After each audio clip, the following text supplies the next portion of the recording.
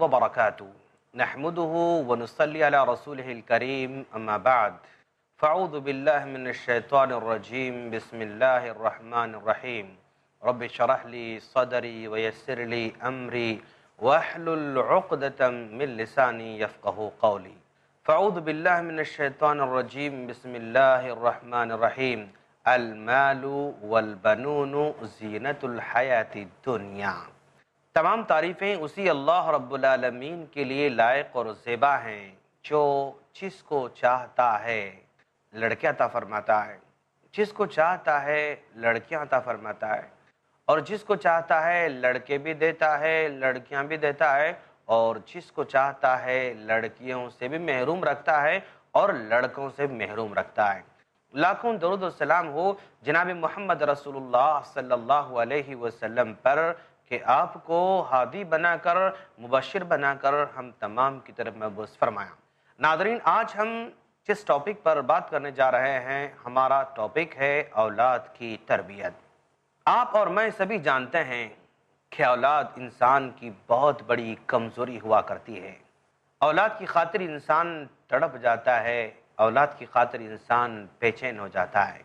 اللہ تبارک و تعالی جس کو چاہے عمر کے اور شادی کے ابتدائی دور میں ہی اللہ اولاد سے نوازتا ہے، اور جس کو چاہتا ہے 10 سال کے بعد، 15 سال کے بعد، 20 سال کے بعد بھی اللہ تبارک و تعالی اولاد عطا فرماتا ہے۔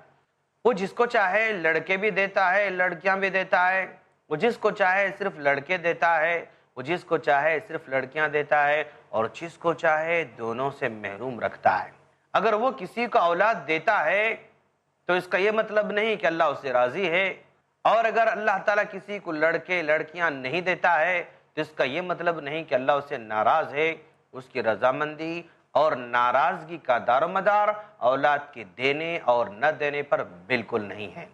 اولاد ایک انسان کی ایسی کمزوری ہے کہ اس کے لیے انبیاء کرام بھی دعا کیا کرتے تھے۔ حضرت ابراہیم علیہ السلام 80 سال کو پہنچ گئے، ان کا اولاد نہیں ہوئی، اس وقت بھی دعا کر رہے ہیں ربی حب لی من الصالحین، پروردگارا تو مجھے نیک اولاد عطا فرما، تو مجھے اچھی اولاد عطا فرما۔ 80 سال کی عمر میں حضرت ابراہیم علیہ السلام دعا کرتے ہوئے نظر آتے ہیں۔ اسی طرح حضرت زکریا علیہ السلام کو بھی اللہ تبارک و تعالی عمر کے بڑے حصے میں اولاد عطا فرمایا۔ اولاد اللہ تبارک و تعالی کی جانب سے بہت بڑی نعمت ہے۔ یہ بچے جو ہمارے سامنے کھیلتے ہوئے نظر آتے ہیں، یہ ہمارے سامنے کھل کھلاتے ہوئے نظر آتے ہیں، اس وقت ہندوستان میں 44 کروڑ بچے ہیں دوستوں۔ ہر سال 2 کروڑ بچے پیدا ہوتے ہیں، اور اس وقت ہندوستان میں 6 کروڑ بچے کام کر رہے ہیں، لیبر کی لائف جی رہے ہیں، اور تقریباً 4 لاکھ بچے بالکل لاوارث پڑے ہوئے نظر آتے ہیں۔